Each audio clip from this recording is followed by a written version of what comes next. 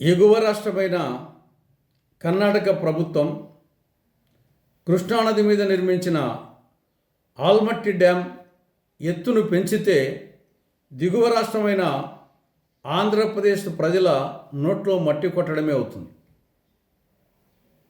ప్రస్తుతం కర్ణాటకలో కృష్ణానది మీద ఆల్మట్టి డ్యామ్ నిర్మాణం జరిగింది. ఆల్మట్టి డ్యామ్ ఎత్తు 519.60 మీటర్లు. అంతవరకు ఉంటే పర్వాలేదు. కానీ కర్ణాటక ప్రభుత్వం దానిని 524.256 మీటర్ల ఎత్తుకు పెంచేదానికి మొత్తం ప్రారంభించింది. పనులు జరుగుతూ ఉన్నాయి. దీని పర్యవసానంగా ప్రస్తుతం ఉన్నటువంటి నీటి నిల్వ సామర్థ్యము 129.72 టీఎంసీల నుంచి ఒక్కసారి 279.72 టీఎంసీలకు పెరుగుతుంది. అంటే 150 టీఎంసీలు అదనంగా అక్కడనే నిల్వ ఉండిపోతాయి కృష్ణా జలాలు. అప్పుడు కిందికి నీళ్లు వచ్చేది కష్టమవుతుంది. కృష్ణా నీళ్లు పర్యవసానంగా దిగువ రాష్ట్రమైన తెలంగాణ, ఆంధ్రప్రదేశ్ రెండు నష్టపోతాయి.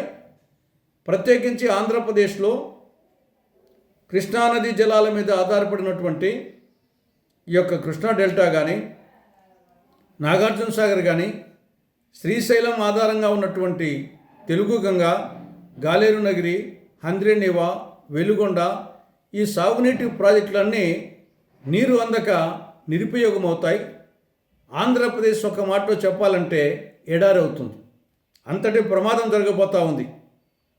ఇప్పటికే కర్ణాటక ప్రభుత్వం పునరావాసం కోసం, భూసేకరణ కోసం 87,818 కోట్లు మంజూరు చేసింది. అంటే ఎంత స్పీడ్గా చేయాలని ప్రయత్నం చేస్తున్నారో దీన్ని బట్టి అర్థమవుతుంది. అదేవిధంగా తెలంగాణ ప్రభుత్వం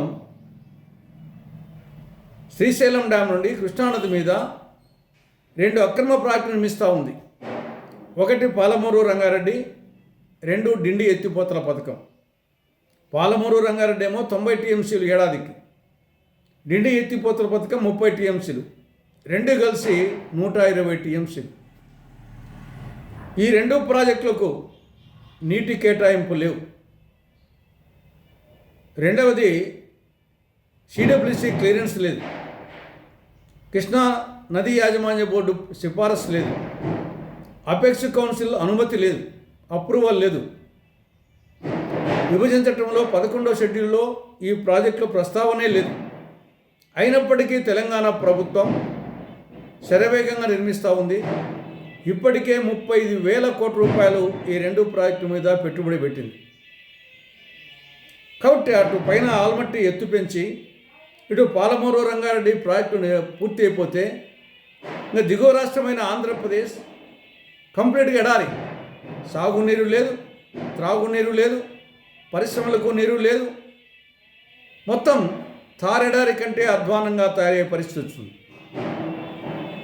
కాబట్టి ఆంధ్రప్రదేశ్ ప్రభుత్వం తీవ్రంగా ఆలోచించాల్సిన సమయం ఇది. అటు ఆల్మట్టి ఎత్తును పెంచకుండా చూడాలి, ఇటు తెలంగాణ ప్రభుత్వం పాలమూరు రంగారెడ్డి డిండి ఎత్తిపోతల పథకాలు నిర్మించకుండా చూడాలి. అందుకోసం అటు చట్టపరంగా ఇటు రాజకీయ పరంగా ఏమాత్రం ఏమరపాటు లేకుండా కృషి చేయాల్సినటువంటి అవసరం ఉంది. ఇక 14వ తారీఖున ఆంధ్రప్రదేశ్ బడ్జెట్ ప్రవేశపెట్టబోతా ఉంది. గతంలో కాంగ్రెస్ ప్రభుత్వాలు వ్యవసాయ రంగానికి, సాగునీటి రంగానికి, అనుబంధ రంగాలకు బడ్జెట్లో ఎక్కువ నిధులు కేటాయించి ఖర్చు చేసే తత్పర్యవసానంగా వ్యవసాయం పండుగ అనే వాతావరణం ఉండేది. సాగునీటి ప్రాజెక్టులు అటు శ్రీశైలం కానీ, నాగార్జున సాగర్ కానీ, ప్రకాశం బ్యారేజ్ కానీ, ధవళేశ్వరం బ్యారేజ్ కానీ ఇవన్నీ పూర్తి కావడమే కాకుండా పులిచింతల, తెలుగు గంగ, గాలేరు నగిరి, హంద్రీనివా, వెలుగొండ ఇటువంటి ప్రాజెక్టులో సింహభాగం పూర్తయినాయి. కానీ తర్వాత వచ్చిన తెలుగుదేశం, వైకాపా కూటమి ప్రభుత్వాలు వ్యవసాయము, అనుబంధ రంగాలను, సాగునీటి రంగాలకు బడ్జెట్ కేటాయింపులు తగ్గిస్తున్న కారణంగా వ్యవసాయము కుంటుపడింది, వ్యవసాయము దండుగానే వాతావరణం వచ్చింది, వ్యవసాయం గిట్టుబాటు కావడం లేదు, రైతులు అప్పులోబులో కూరుకుపోతున్నారు, ఆత్మహత్యలు చేసుకుంటున్నారు, సాగునీటి ప్రాజెక్టులు నత్తనడక సాగుతూ ఉన్నాయి. కనీసం ఈ సంవత్సరం 2026-27 ఆర్థిక సంవత్సరంలోనైనా సరే టోటల్ బడ్జెట్లో కనీసం 25% వ్యవసాయము, అనుబంధ రంగాలు, సాగునీటి రంగానికి కేటాయించాలి. అంటే దాదాపు 87,000 కోట్ల రూపాయలు కేటాయించాలని కాంగ్రెస్ పార్టీ రాష్ట్ర ప్రభుత్వానికి సూచిస్తూ ఉంది.